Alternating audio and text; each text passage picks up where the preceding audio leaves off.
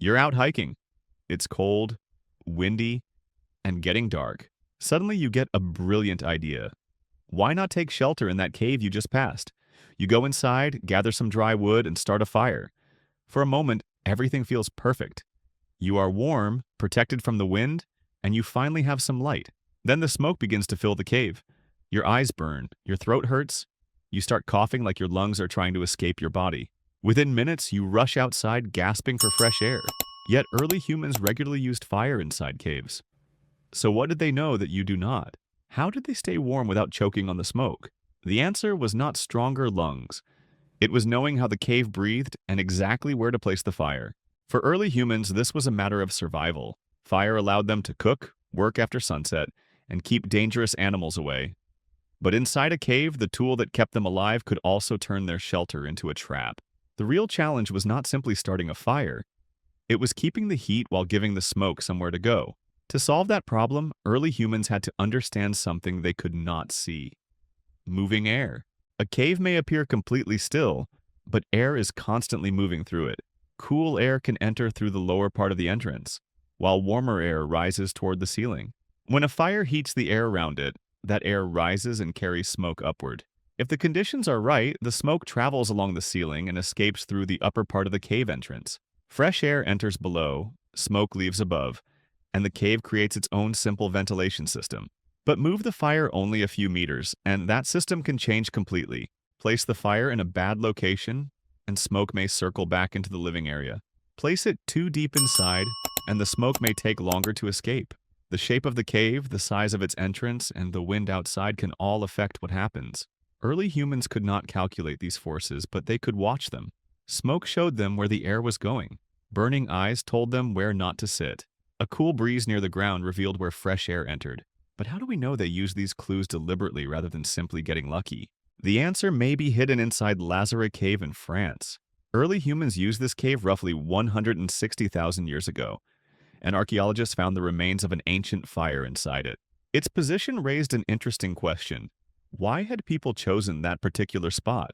To find out, modern researchers created a computer model of the cave and tested fires in 16 different locations. They followed the smoke from each fire and measured how much usable space remained. Most positions created a serious problem. A fire deep inside the cave could leave a large area with cleaner air, but the people in that area would be too far from the flames. They would lose the warmth, light, and easy access needed for cooking and working. A fire near the entrance allowed smoke to escape more easily, but much of the heat disappeared outside and the wind could push the smoke back in. The researchers eventually found a small zone that offered the best balance. It kept the fire useful while directing much of the smoke away from the main living area. Then they compared that ideal zone with the real ancient fire. The ancient fire was inside it. Thousands of generations before computer models and modern ventilation systems, early humans had chosen almost the best possible location. They may not have understood the physics, but they understood the result. Build the fire here and people can breathe. Build it somewhere else and the cave becomes unbearable. Each failed fire taught them something, and each successful fire became knowledge worth remembering. Over time, that knowledge could be shared across the group and passed down to younger generations. But the location of the fire may have done more than control smoke. It may also have shaped how people use the cave. Modern houses have walls that separate kitchens, bedrooms, and work areas. Prehistoric caves had no such walls, but smoke could create invisible boundaries. Cleaner parts of the cave were better for sleeping, preparing food, or making tools. Smokier areas were less comfortable, so people may have used them only for brief tasks. The heaviest smoke could even make some areas useful for drying or preserving meat. When researchers compared their smoke model with the objects and animal remains found in Lazaret Cave, an interesting pattern appeared.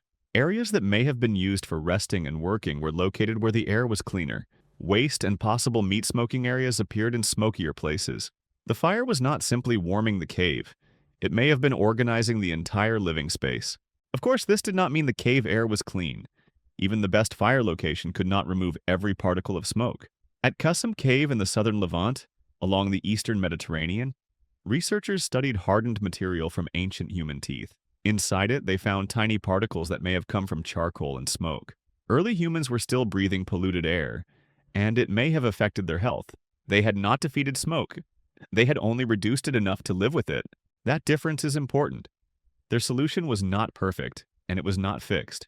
A change in wind could push smoke in a new direction. A larger fire could create more smoke than the cave could remove. A different season could change how the air moved through the entrance. People had to keep watching, adjusting, and learning. They might make the fire smaller, move closer to the entrance, or choose another part of the shelter. The cave gave them clues, but they still had to pay attention. This kind of knowledge is easy to overlook because it did not leave behind a machine or a written instruction manual. It survived through choices: the position of a fire, the place where people slept, the areas where they worked. To us, these may look like simple details. To the people inside that cave, they could mean the difference between comfort and suffocation. So imagine entering that cave again. You build your fire wherever it seems convenient, and minutes later you are outside coughing. An experienced prehistoric human would behave differently. They would feel where the cool air entered. They would watch how smoke moved along the ceiling.